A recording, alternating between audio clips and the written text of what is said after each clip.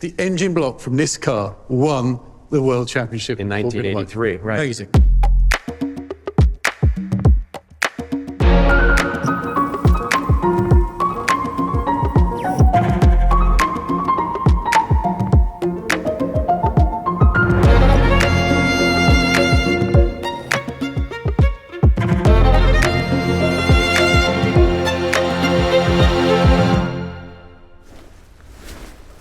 There it is.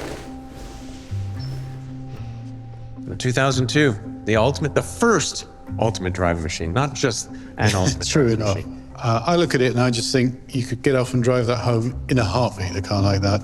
Absolutely. It's a wonderful car to drive. It has the dynamics that you want, the feel that you want. It's just fun. Probably the beginning of what we regard as a modern compact sedan, particularly in the US. This one happens to be a 2002 TII. This car actually came to market in 1968. And what put it on the map was an article from Car and Driver magazine by David E. Davis Jr. that said, turn your hymnals to 2002. And he basically said this is the best way to get from A to B sitting down. I mean, it's funny because it looks so small now, but it's really a 3 Series as we would know it, just the root beginning of what was a spin-off from the car above it, the Neue Klasse, of course, which was like effectively the 5 Series. So the relationship of 3 to 5 was really set in stone with this car and its bigger sister. The story on naming this car is quite interesting. So at the time, BMW had just been naming the cars after the engine capacity. Right. So you had 1800, 1600. Exactly. 2800, whatever. Yep. So all fine until you get a car that's got the same engine as the vehicle above. So the case in point is this car. It's a 2-liter engine. Right. And the Neue Klasse was the BMW 2000, the larger car above. This has got the same engine. How can this be the same name? The same name. It can't have the same name. Well, then do we call it the 2002-2, and it all got very confusing. Then it became the 2002. 2002. Yeah. And it has many of the iconic BMW features on it. The kidney grille, as we can see in the front, the rondelle that is still used today. It's morphed a little bit over the years. And then this little piece here, the famous Hofmeister kink, right? People know the name, at least in BMW circles, of Hofmeister. He was the guy that managed the team that did the body engineering and all these teams of draftsmen and engineers. Funny that people think of him as a stylist, but he wasn't. He wasn't. He was more of a body engineer. So on the side window here, rather than having the window come down to a point, it has a little kink back here like this. If you have it come to a point, you have a stress point. Yep. And eventually, especially on older cars, when the body's flex, you'll start getting a crack in the paint. Right. And the solution that Hofmeister's engineers came up with was this sort of setup here, and it relieves the stress, and there you go. Steve, I'll show you the engine in this, but I have to admit, it's not absolutely pristine. It's a survivor engine. We drive it, so it has some patina from driving. It's an M10 engine.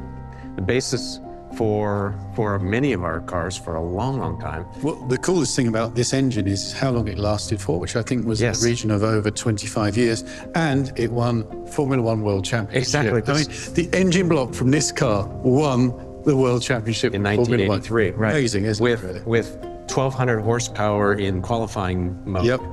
700 and something horsepower when it was running the race. But yeah, all started from this very nice, compact, but very durable M10 engine. And one of the things that I think is kind of novel, and it was a BMW signature for a long time, is the engine being canted over at an angle, which meant that instead of the pistons going up and down, they were actually going across, and that allowed them the low hood line.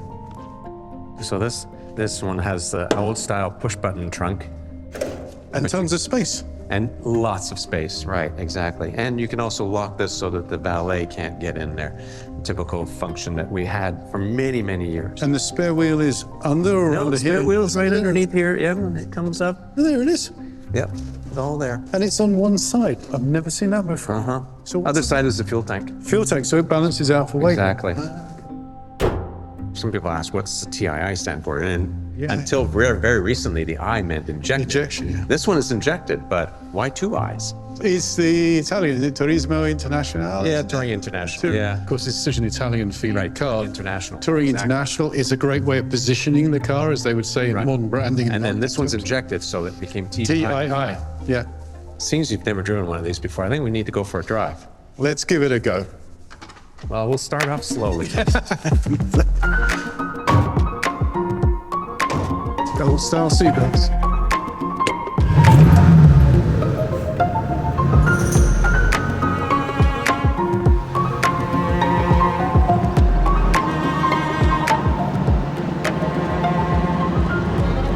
So from a driving standpoint, it's straight up seating, big greenhouse. That's the thing you notice is the visibility is great. It's not quick. No, But by here's the modern thing. standards. But here's the thing is, it doesn't really matter in that respect because it it's still fun. Right. Let's go for a drive. Let's rock.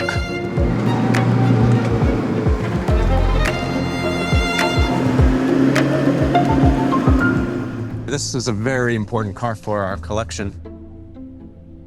So Tom, what's it like keeping these cars, and in particular this car, in this sort of condition then? Well, we exercise it once a month, but it has lots of events. This year it did several events, including the induction to the Automotive Hall of Fame for David E. Davis Jr. Oh, that's cool.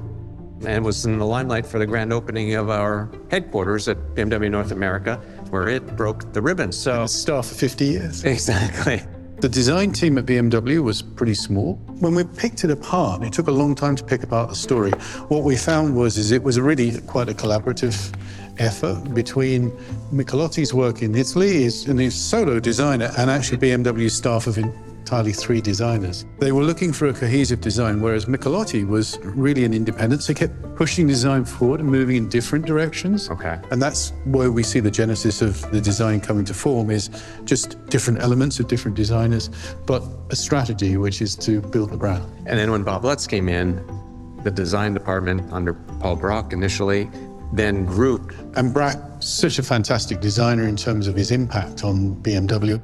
When you think about BMW, sometimes they're a bit quirky in their design. Right. It was because Brack came in, he was such a fresh creative talent. This is Brack's work. This is actually, I recognize his work. It's stunning. I mean, this is an artist at work. And that's the car we've got there, is that very one we see on this page. Very nice. And there's the date on it. There you go. March 1970 was the very month that car was designed. So how would you describe the 2002 in 3 words? Simple, timeless, elegant. That's exactly what it is. And sporty. I would add sporty. Yeah. Well, luckily, there's a spirit in modern cars that sometimes get lost, but not in the BMW. I can imagine every 3 Series owner today could probably feel some affinity for that car. So, should we go and get the CSL then? I guess we could. It's time. Okay. Let's do it.